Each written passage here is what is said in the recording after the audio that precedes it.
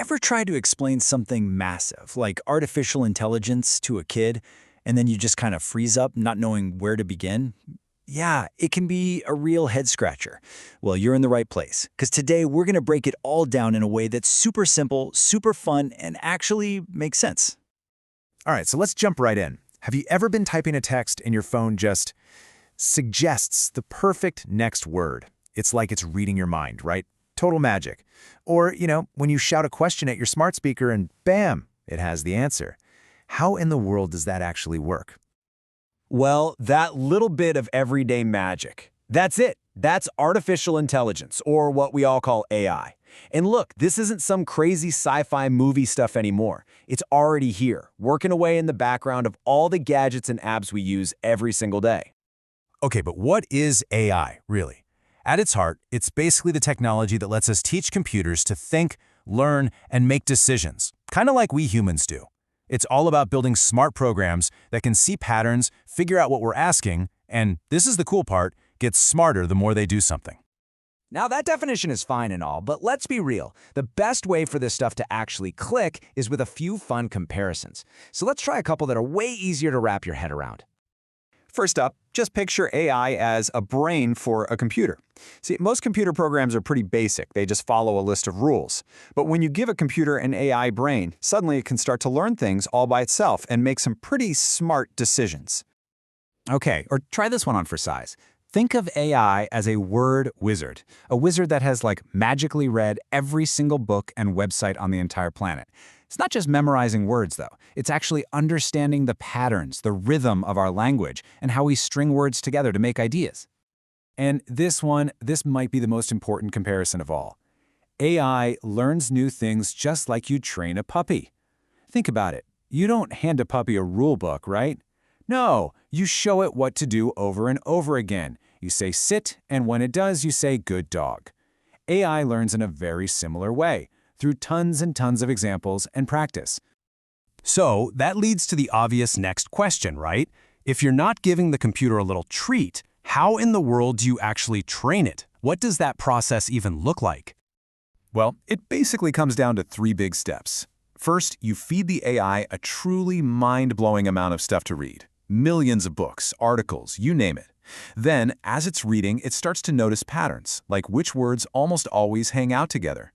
And finally, it uses all those patterns it learned to make super educated guesses or predictions about what words should come next. For instance, here's a super simple one. If the AI sees the phrase once upon thousands upon thousands of times in fairy tales, it learns through just pure repetition that the next word is almost always time. It's not thinking like we do. It's just playing the odds based on the patterns it's seen. So, once the AI is all trained up on that mountain of data, that's when you start to see it pop up absolutely everywhere. This isn't just some tech stuck in a lab. It's woven right into the tools we use every single day, helping us out in more ways than you probably even realize. I mean, just think about it for a second. Asking Siri or Alexa for the weather, that's AI. The way YouTube or Spotify just knows what you want to see or hear next, yep, that's AI. Your GPS finding you the fastest route home by looking at traffic, you guessed it, AI. Even those chatbots that can help you with a tough homework assignment, that's AI too. Heck, they're getting so good at understanding our patterns that they can even learn our sense of humor. For example, an AI could tell you this. Why did the computer go to therapy? Because it had too many tabs open. All right. Maybe the jokes could use a little work. Let's just keep going. Okay, but here's where we have to pump the brakes for a second. This is really, really important. Just because an AI is powerful and smart, it doesn't mean it's the right tool for everybody. And that's especially true when we're talking about kids. We've got to be way more careful. So, you gotta ask this question. What happens when our word wizard AI doesn't just learn from a nice, clean library of books? What happens when it learns from the entire internet? We're talking every angry comment section, every piece of misinformation, every single messy, biased corner of the web. You know what happens? The AI learns all of that junk too. And that is exactly why AI built for kids has to be fundamentally different.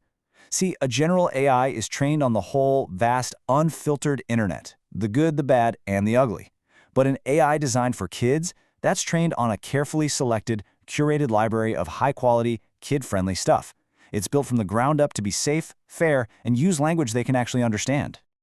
And really, that's the whole point. The goal here isn't just to make a smart piece of technology, it's to build a companion for learning that's actually helpful, totally safe, and most importantly, understands that what a kid needs is completely different from what an adult needs. So, the big takeaway here is that you can't just take an AI built for adults and just shrink it down for kids. It doesn't work that way. You have to build their tools on a completely different foundation, one that has safety and simplicity baked in right from the very beginning. So there you have it. Now you know the basic secret behind AI. It's part computer brain, part word wizard, and part little puppy learning new tricks. So the question isn't just, what is AI anymore? The much more exciting question is, now that you get it, what amazing things could you create with it?